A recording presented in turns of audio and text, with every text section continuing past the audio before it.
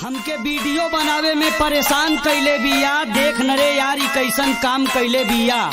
अरे ट्रेंडिंग बा पुष्पा का वीडियो बनावे दे। लूटा ना भैया, बनाओ तनी। है साला ते मोबाइल ऊपर कर, हम डायलॉग बोली मुर्गा भात। आज साला छोड़ेगा नहीं, 2 रोटी ज्यादा तोड़ेगा।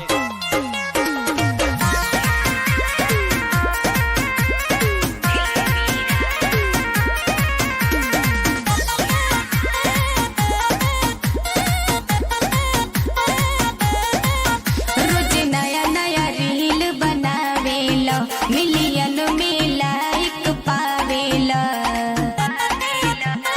ए बाबू रोज नया नया रील बनावेला, मिलियन में लाइक पावेला। एक के बाद ट्रेंडिंग में चलता हो आज, एक के बाद ट्रेंडिंग में चलता हो आज। पुष्पराज। तू साउथ के पुष्पराज, हम भोजपुरी के शिल्पी राज। तू साउथ के पुष्पराज, हम भोजपुरी के शिल्पी राज। हम सबके सामने चिल्ला के ही बात बताई, जे हमके फ्लावर समझता उनके हम फायर बन के दिखाई। जिंदगी के रफ्तार में मैं साला झुकेगा नहीं, गुस्सा राज मैं साला ठुकेगा नहीं।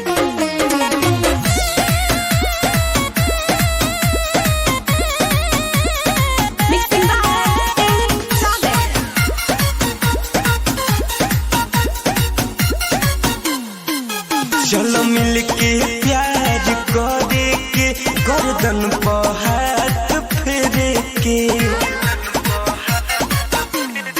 कि चलो मिल के प्यार करे के, गर्दन पर हाथ फेरे के।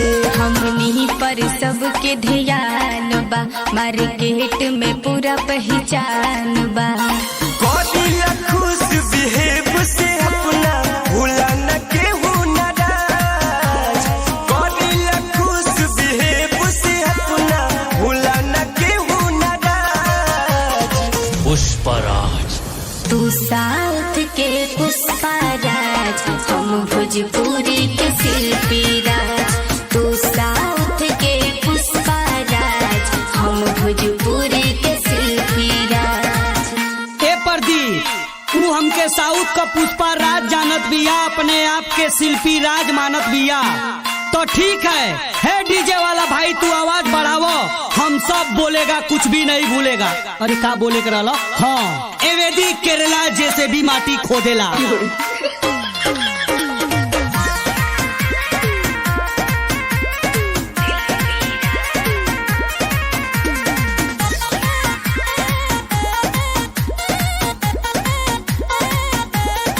धर्मवीर उजाला सुनील राजा, बात कर ले तो आवेला मजा।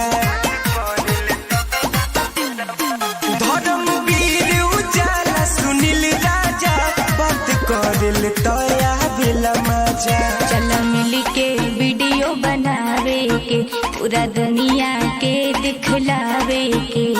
हमके प्यार करेलू तू, हम तोहरा पे